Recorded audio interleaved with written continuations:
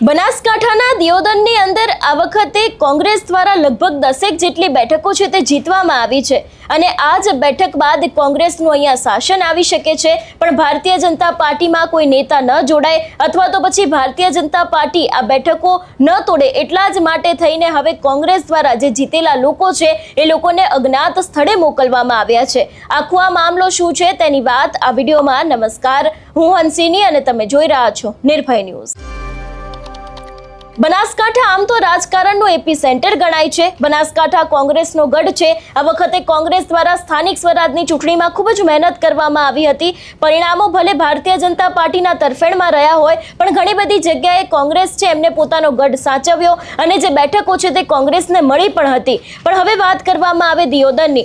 દિયોદર તાલુકા પંચાયતમાં સત્તા બચાવવા માટે હવે કોંગ્રેસનું રિસોર્ટ પોલિટિક્સ જોવા મળી રહ્યું છે।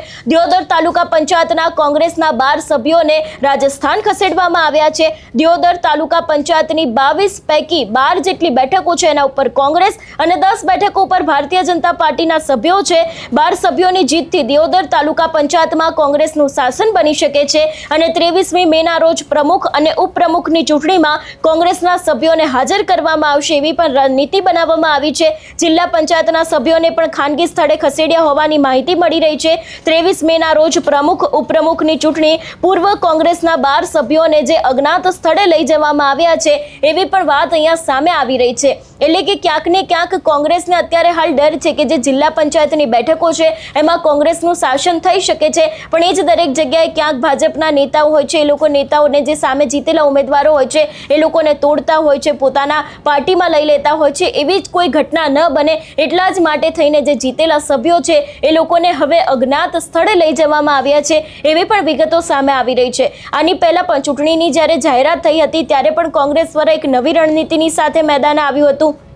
કોંગ્રેસ દ્વારા જે ઉમેદવારો છે એ લોકોની યાદી છે તે જાહેર નહોતી કરવામાં આવી, જેથી કરીને તેમના ઉમેદવારો છે તે તૂટે નહીં અને જે સમયે દરેક ઉમેદવારોના નામ જાહેર કરવામાં આવ્યા હતા એ જ સમયે સીધા તેમને ફોર્મ ભરવા માટે બોલાવવામાં આવ્યા હતા અને હવે પણ ક્યાંક પોતાની જે જિલ્લા પંચાયત છે, તાલુકા પંચાયત છે એને જ બચાવવા માટે થઈને અત્યારે હાલ કોંગ્રેસ દ્વારા આખી આ નવી જ રણનીતિ કરવામાં આવી રહી છે અને ખાસ કરીને દિયોદરની અંદર જે જીતેલા ઉમેદવારો છે એ લોકોને અત્યારથી જ રાજસ્થાન ખસેડવામાં આવ્યા છે। બીજી બાજુ આપણે જોતા આવ્યા છે કે બનાસકાંઠાનું રાજકારણ છેલ્લા ઘણા સમયથી ખૂબ જ ચર્ચામાં રહ્યું છે, કારણ કે સ્વરૂપજી ઠાકોર જે હમણાં નવા બનેલા મંત્રી છે, વાવના ધારાસભ્ય છે, એમના દ્વારા જે રીતના કામો કરવામાં આવ્યા હતા એના જ ક્યાંક ને ક્યાંક પરિણામે આ વખતે બનાસકાંઠાની અંદર ભારતીય જનતા પાર્ટી જીતી પણ ખડી। જે જ્ઞાનીબેન ઠાકોરનો ગઢ ગણાતો હતો એ જ ગઢ તોડીને હવે ક્યાંક ભારતીય જનતા પાર્ટી ત્યાં આવી તો છે, પણ કોંગ્રેસ જે પોતાની બચેલી બેઠકો છે એને જ બચાવવા માટે થઈને અત્યારે હાલ આ નવી રણનીતિઓ કરીને ક્યાંક ભારતીય જનતા પાર્ટીથી બચી રહી હોય એવું પણ લાગી રહ્યું છે।